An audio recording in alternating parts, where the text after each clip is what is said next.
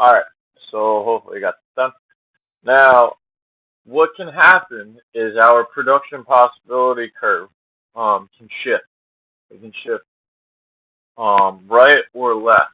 All right. So what that means is that our resources have grown. Okay, the economy has grown. So that means that we now have more resources to use.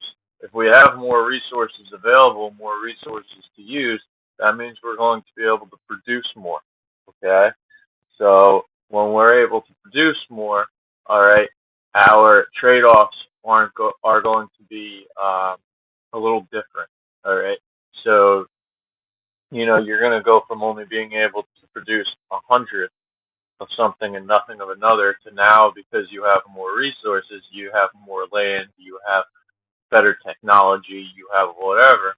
Now you can produce 120, okay, and nothing of the other. So it's what happens is the economy just grows, or whatever happens, where more resources become available. Maybe it becomes cheaper, so you're able to purchase more resources, whatever, and you'll be able to produce more. It'll shift production. The same thing can happen um, where it can decrease. Okay, so maybe the economy goes through a recession. Maybe the cost of resource becomes way more expensive. Maybe your land isn't as good. Maybe there's a drought, something like that. And then you're going to have the curve shift inward, and you're not going to be able to produce as much. No matter how, you're still working at maximum efficiency, you still can't make the same amount of that product. So as you see here, this is going to be the growth. All right. So you see A, right? A, you're making 22 goods, 21 services. Um, what happens is the economy grows, whatever happens, now you're going to shift up. Now you're able to produce probably 26 goods and 24 or 25 services, maybe 26. I don't know. You guys make the call at home. I'm gonna go 26. Um, so anyway, now you're still working at maximum efficiency at point A as you are in A2, but now you can just produce more. Okay. Same thing with B here. All right. So B, you're making 18 and 27. Now, just because of the growth in the economy, you are able to make, I would say, 19, 20, 21. We'll go 21 good and 34 services. All right, so you're just able to produce more. Now it could go the opposite, and it could shift inward, and that would play a factor. All these numbers would shift in, so it'd be smaller. So let's say A1 was here, or A was here now. You could only make 19 goods and 19 services. Okay, so that's how growth can work there. All right, so production possibility curves can be used to determine the opportunity cost involved in making an economic decision. So obviously, um, you have to come up, as we know, opportunity cost is our next best option. What we're giving up if when we make one decision over another. So that will play a major factor. If we know that product A, we make a bigger margin on product B, we're probably going to shift along that production possibility frontier closer to that product A, to that maximum, because we know we can make more money on it. Okay. Also, if we know we can produce it for less money, all right, it's going to shift toward product A. If product B is cheaper to produce, and we don't have as much expendable money, we're probably going to have to shift that way. Okay.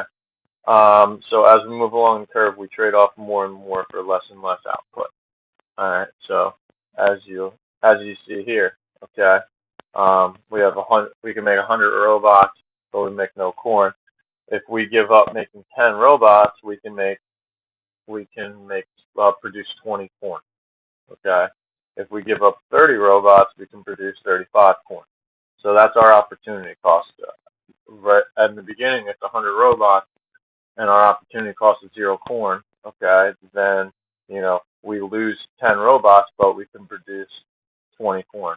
So our opportunity cost is if we can make our maximum amount of robots, but if we give up 10, we can make 20 corn. I don't know who's going to produce robots and corn. However, you know, it is what it is.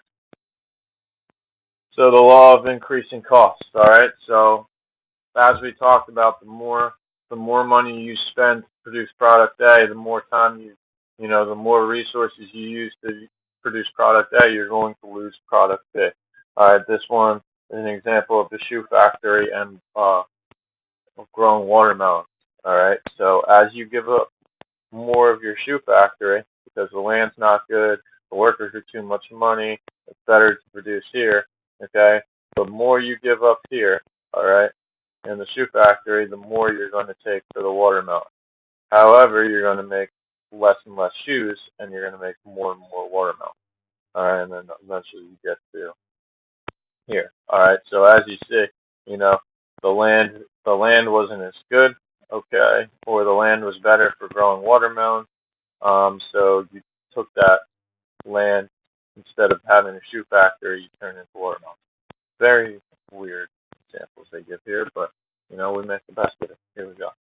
All right, so like we talked about with growth, technology and education will play a factor in the production possibility frontier, okay, and growing. Um, so as it gets easier to produce, as it gets cheaper to produce, as we know more and we can make stuff more efficiently, okay. Um, After we train our employees better, all that kind of stuff. As we make it easier, more efficient, better to make these products, we'll be able to make more. Okay, and we'll be able to produce on that curve, and then hopefully we'll be able to push out that curve. Okay, so in the classroom, there's an assignment that'll have to deal with the graphs and opportunity costs and production possibility curves and frontier. I hope you enjoyed the lesson. Please subscribe to the YouTube channel.